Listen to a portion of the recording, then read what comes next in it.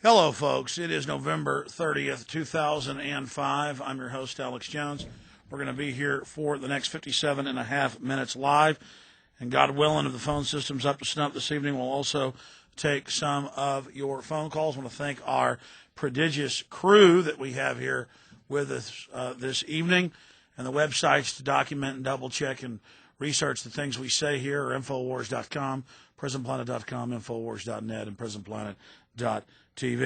Look at this. Pentagon looking into report military paid to plant news in Iraqi press. Well, wait a minute. The Pentagon admits they plant fake news in our press, and they're the ones planting the fake news in the Iraqi press. So the Pentagon is going to look into itself. The Pentagon is going to look into itself to see if there's any news being planted. Another one. This is this story that I just read was out of the Associated Press. It's also carried by the French news agency, AFP. Here's another one from News 24. I was paid to blame Syria. More evidence comes out that our government was paying people to make up more lies. Why, they've been caught over and over again. Why would you believe these latest confirmed allegations? You just saw that little video piece that they put together to promote the video game that Xbox has put out, Shattered Union. And Paul Watson wrote an article about this today after I sent him the clip. And I think Paul sums it up nicely. So while we play you some of the images from Shattered Union, I'm going to read over this article that Paul Watson wrote. Apocalyptic video game features global government takeover. A new video game now available on Xbox PC depicts an apocalyptic vision of America after the year 2008, where terror attacks carried out by anti-government militias forced the European Union to send in an occupying army of loving Russian troops, I would add. Shattered Union, look at this shot right here coming up. It shows troops with people on their knees, and we've shot video of this at Urban Warrior in California back in the late 90s. I have Marine Corps officers admitting this is for America.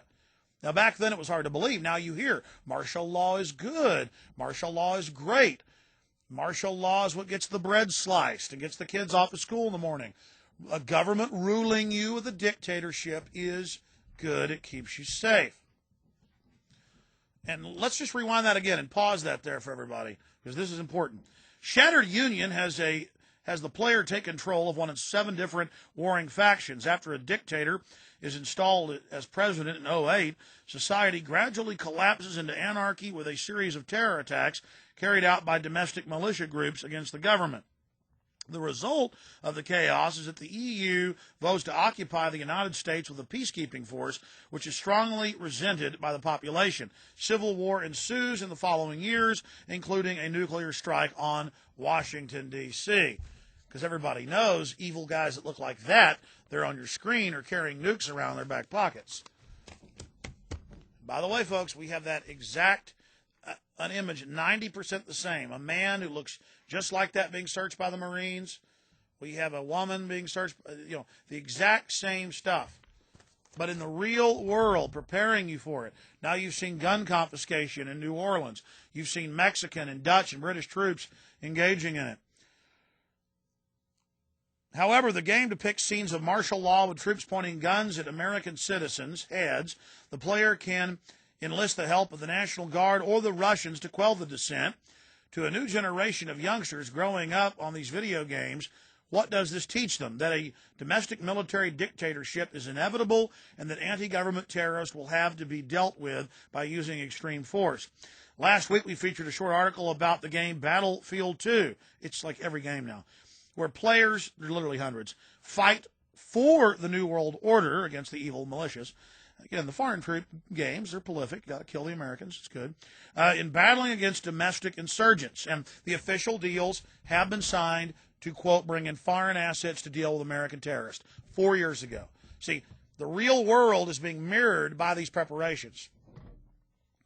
These types of games have become part of a growing trend in the last few years, and one that should worry us in the light of the fact that MTV, movie and sports stars, video games, and popular culture have all but replaced parents as the guardian of a child's moral compass. Although the different factions are at war with each other and the EU occupation, the website sardonically describes the anti-EU Texas Republic faction as beer-swilling cowboys and gun-toting rabble, and remarks that the Republic of Texas was just one excuse away from exiting since the formation of Texas itself. And folks, it just goes on and on and on. Continuing, one description page of different factions, the website describes the European Union occupation. The European Union peacekeeping force currently resides in the territory made up of the former states of Maryland, Delaware, and parts of Virginia, West Virginia, and New Jersey. Right now, it's currently just in New Orleans and Mississippi, Louisiana. After open hostilities broke out, the war compounded the growing inability of the world due to loss of such a large prolific market. The EU voted to reestablish the Union of States to prevent the spreading chaos. American resentment has grown since the EU decided to expand its role in the war. But the good guys, folks, in the game are the loving Russians backing up IFOR and the UN and EU. Video games of this nature are controlling and conditioning a generation to believe that when bedlam breaks out, martial law is the solution and that anti-government groups and terrorists are hell-bent on destruction. We just wish game developers would show some balance and think about creating storylines where freedom-loving individuals fight against and not for the New World Order. To see such a game emerge and become popular would make a refreshing change. There are just so many other games that have the exact same storyline or similar storylines. I mean, there are games where you torture militia members to get answers out of them. And Paul also makes the point that in history, you look at who has the motive for terror. Who gets power? Who gets control? Who carries out the terror attacks? Caesar, Hitler, Stalin, William McKinley, LBJ, Bill Clinton. They've all been caught publicly carrying out terror attacks and blaming it on their political enemies. We have squadrons of declassified documents. This is part of the public record. Do you understand that? This is the reality. The militia doesn't even exist in this country. In the way you hear the media portray it, every man 18 to 49, if there's a big fire burning through the town or if there are criminals out robbing and raping and killing, the sheriff comes in and says, all you men come with me, we're going to go catch who's done this. Or the governor, if there is an attack on the country or the state, he can call out the militia. It's the civil defense. It's the National Guard. But it's every man physically. And I guess now, modern times, women.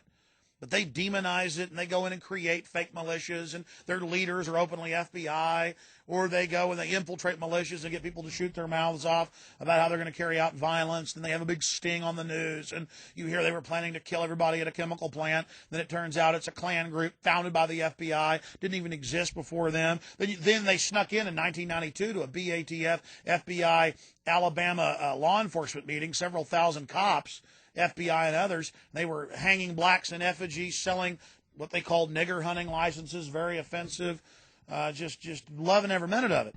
And statistically, government, police commit suicide more, deal drugs more, beat their wives more. Every form of crime, every form, is higher statistically in people that are in government service, number one. And of that group, the highest level. This is Criminology 101, folks. It's in the back of the book, but it's there. Number one is cops. Now, wait a minute.